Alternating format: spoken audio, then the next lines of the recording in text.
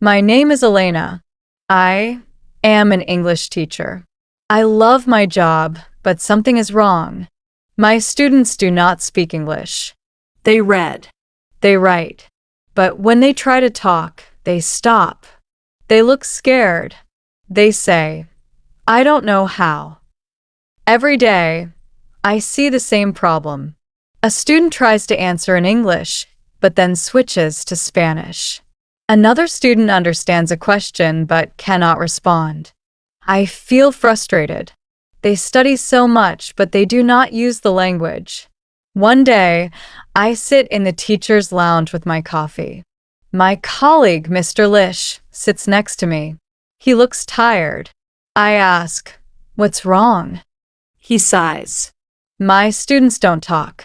They just memorize words. I nod. Same here. I take a deep breath and say, we need to change the way we teach. Louise laughs. Change? The director will never allow that. I bite my lip. He is right. Our school follows strict rules. The students use books with long lists of words. They do grammar exercises, but they do not practice speaking. That night, I cannot sleep. My mind is full of questions. Why do students learn grammar but not conversation? Why do they know vocabulary but cannot ask for coffee in English? I sit up in bed. I need to try something new. But how? The next morning, I walk into my classroom with a plan. I smile at my students. Today, no books. They look at me confused. No books, a girl asks. I shake my head. No books today. We talk. I write on the board at the airport. The students look at each other. What do we do? One asks. I say, you are at an airport. You need to ask for your ticket. You need to go through security. You need to find your gate. Let's practice. A boy named Carlos raises his hand. But teacher, we don't know the words. I smile. Then let's learn them. Repeat after me. Excuse me, where is my gate? The class repeats. At first, they are shy, but then they get louder. For the first time, they are speaking, not writing, not reading, speaking. I feel excited. Then the door opens. I freeze. The director stands there, watching. He crosses his arms. I swallow. My heart beats fast. He steps inside. His face is serious. What are you doing, Elena? I try to stay calm. I am teaching English. He shakes his head. This is not in the book. The students are silent.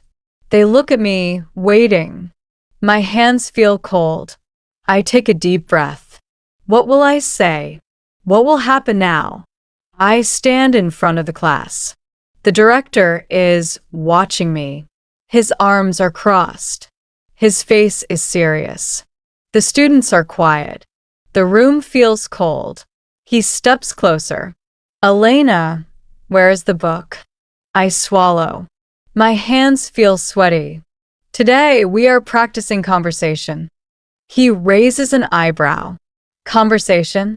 He looks at the board at the airport and frowns. This is not in the curriculum. I feel my stomach twist. But the students need to speak English. They memorize words, but they cannot talk. They need real situations. The director shakes his head. The school has rules. Follow the book. Do the exercises. I hear a small voice. But we like this, teacher. It is Anna, the shyest girl in class. She never speaks. Now she looks at the director with big eyes. He sighs.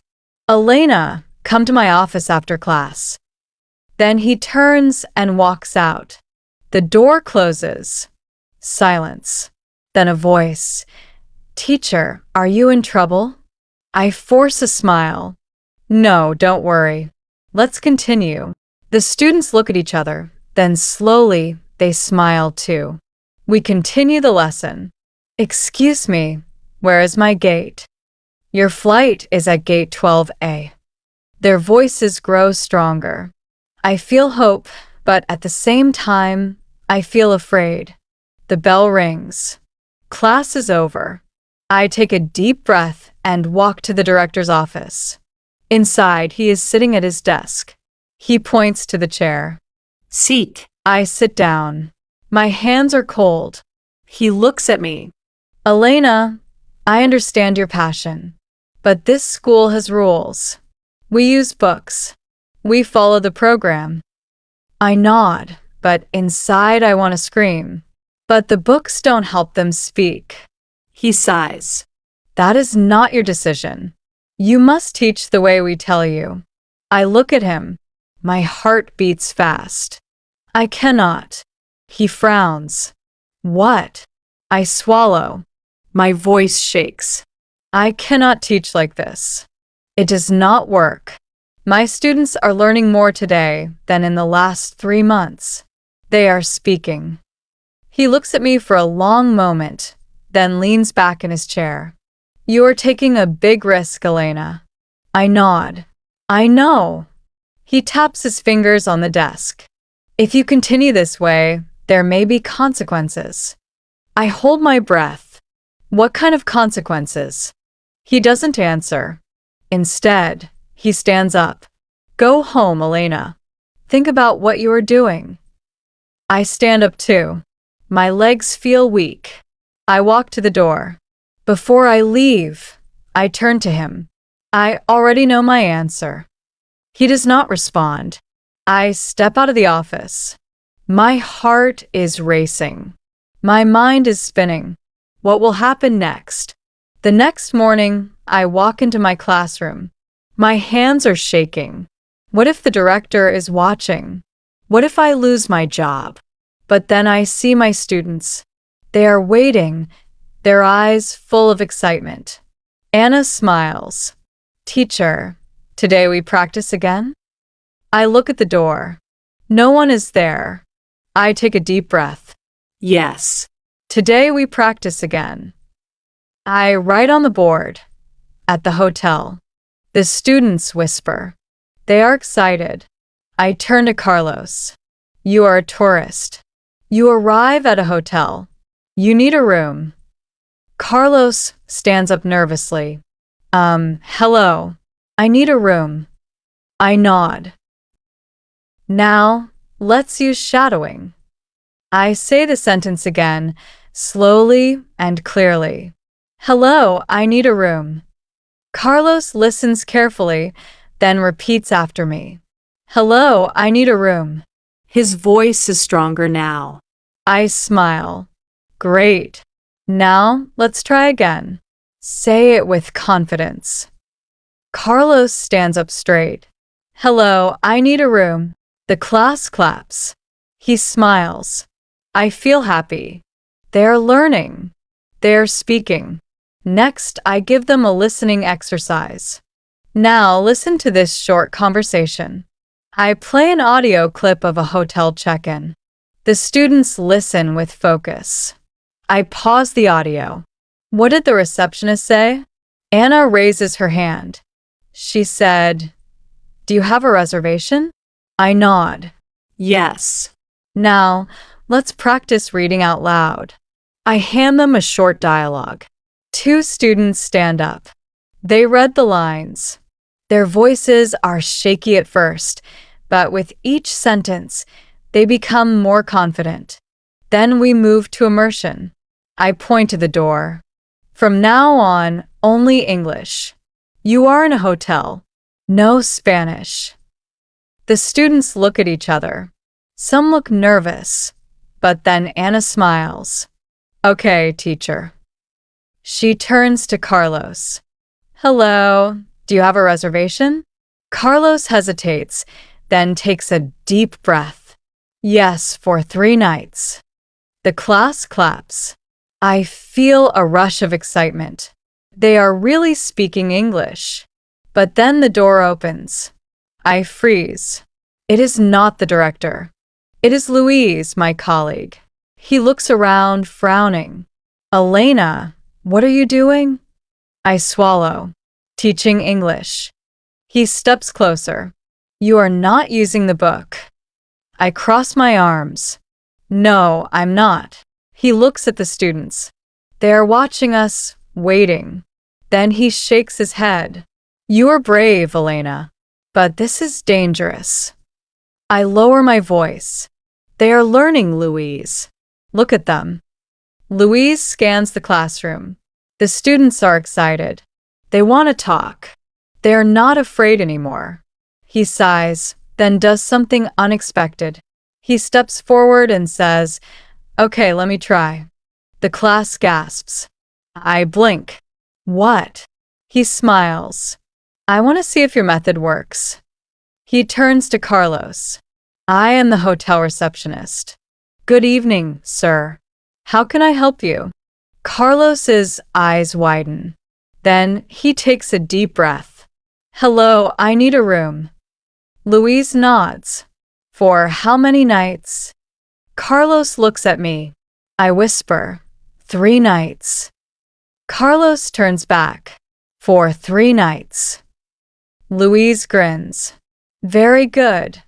The students cheer. I feel my heart race. Louise is helping me. Maybe I'm not alone. But then the classroom door opens again. This time, it is the director. He stands there looking at Louise, then at me, then at the students. No one moves.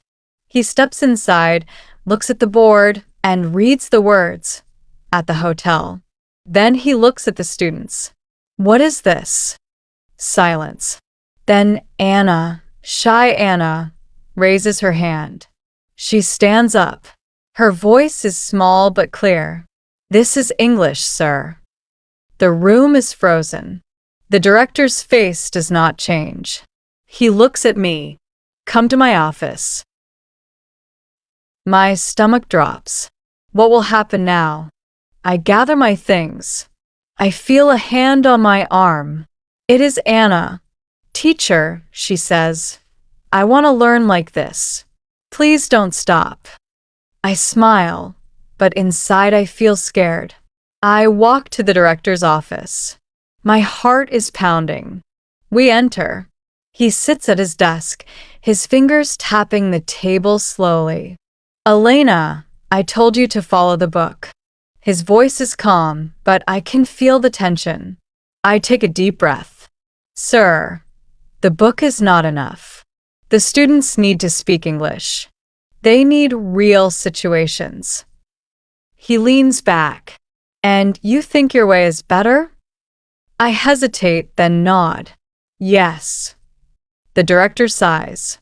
Do you know how many teachers have tried to change the system? And do you know what happened to them? I shake my head. He stares at me. They are no longer here. A cold feeling spreads through my chest. Is he saying I will lose my job? Before I can speak, there is a knock at the door. The director frowns. Come in. The door opens and to my shock, Louise walks in. He looks serious. Sir, I need to say something. The director raises an eyebrow. Louise, this is a private meeting. Louise nods. Yes. But I was in Elena's class today, and I saw something important. He glances at me, then back at the director. The students were speaking English. Not just reading. Not just memorizing. Speaking. They were confident. They were learning in a way that I've never seen before. The director looks at him, then at me. So now you're part of this too? Louise nods. Yes. For a moment, no one speaks. Then the director stands up. He walks to the window, hands behind his back. This school has followed the same method for years, he says slowly. We have rules for a reason. He turns around, but I cannot ignore results. My breath catches. What does he mean? He walks back to his desk. I will observe one more class. If I see real progress, I will think about it. He narrows his eyes. But if I don't, you will go back to the book. I feel my hands trembling. This is my chance. But it is also my test. The next morning, I stand in front of my class. My hands are cold. My heart is racing. This is it.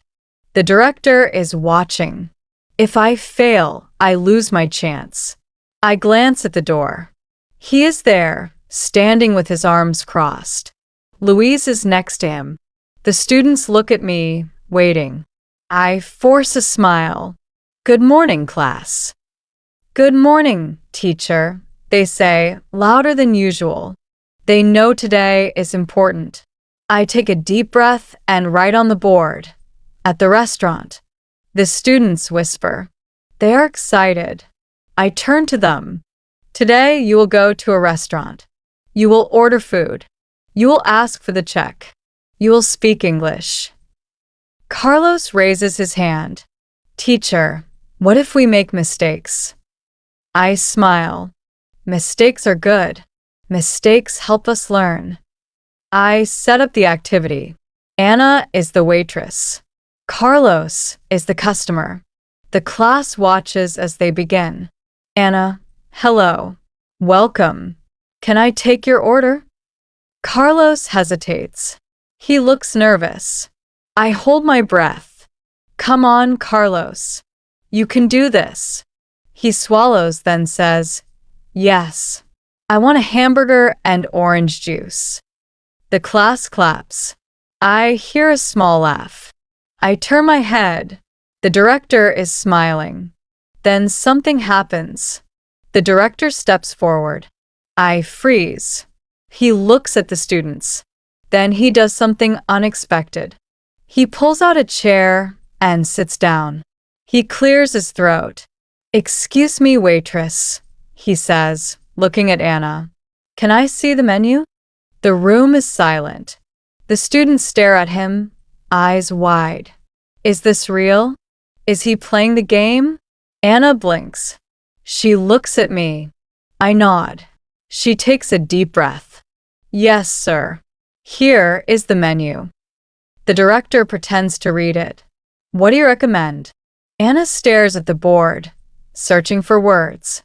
Then she smiles. The pizza is very good. The students gasp. Anna is speaking English to the director. The director nods. Okay, I will have the pizza and a soda. Anna writes it down. 1 pizza, 1 soda.